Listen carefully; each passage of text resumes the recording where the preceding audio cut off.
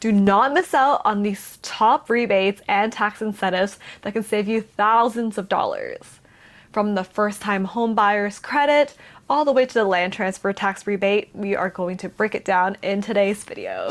Hi, my name is Alice No, and I am a realtor and CPA located in the GTA. Over the course of the years, the Canadian government has created different programs to help first-time home buyers get into the market. The first one we'll talk about today is the Home Buyers Plan. The Home Buyer Plan allows you to withdraw up to $60,000 from your RRSP to use towards your first home. What this means is that you cannot have owned a home in the year of withdrawal or in the past 4 calendar years. With this program, you do have to repay the amount over 15 years. You have to start repaying the amount 2 years after your first withdrawal. There is a temporary relief that is available to extend the period another 3 years. So that means you're going to be making your repayment in 5 years after your first withdrawal. And that's if you make that first withdrawal between the dates of January 1st, 2022 all the way to December 31st, 2025. For example, let's say you make the withdrawal of $60,000 this year in 2025. So if we take $60,000 and divide it over 15 years, you will have to make a repayment of $4,000 per year. In order to get the process started, you will need Form T1036. Next up, we have the FHSA, or the First Home Savings Account. This is a relatively newer account and it is quite powerful. There are a couple reasons for this. First of all, your contribution amounts towards the account is tax deductible.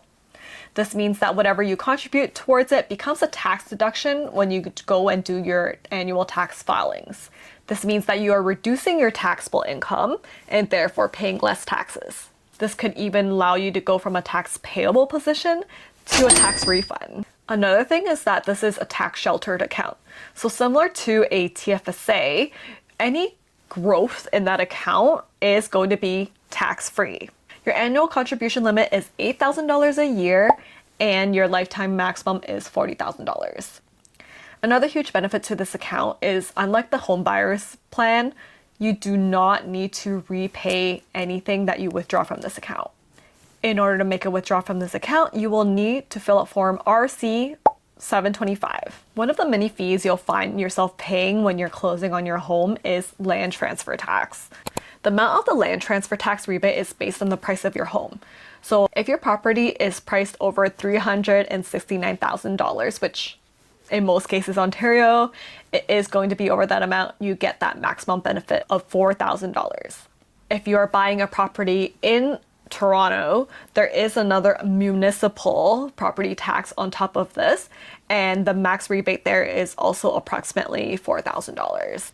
There's no particular form you need to fill out in order to get this rebate. At the time of registration with your lawyers, it would be applied and just reduced automatically for you.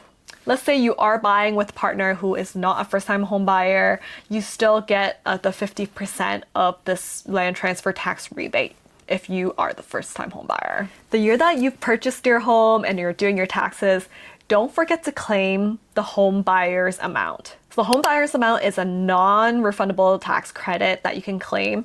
It's up to $10,000 of deductions, which equates to approximately $1,500 in tax savings. If you want to know exactly where on your return you can find this, it is going to be on line 31270, the home buyer's amount. For those of you who have purchased pre-construction, you do have to pay GST, HST on the sale, unlike someone who has purchased something that is already existing on the market or resale.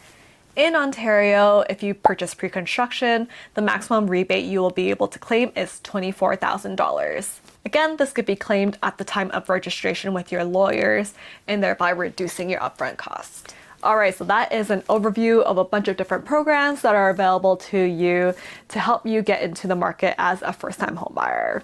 I'd say it's definitely not the easiest time to be a homeowner. Getting into the market is quite difficult, but I'm letting you know that it is not impossible if that's one of your goals. I've helped many first-time home buyers get into the market, and if you have any questions, just leave a comment below. I also have a free guide on the steps and tips on getting your first home. It's going to be linked down below as well, and I'll see you in the next one.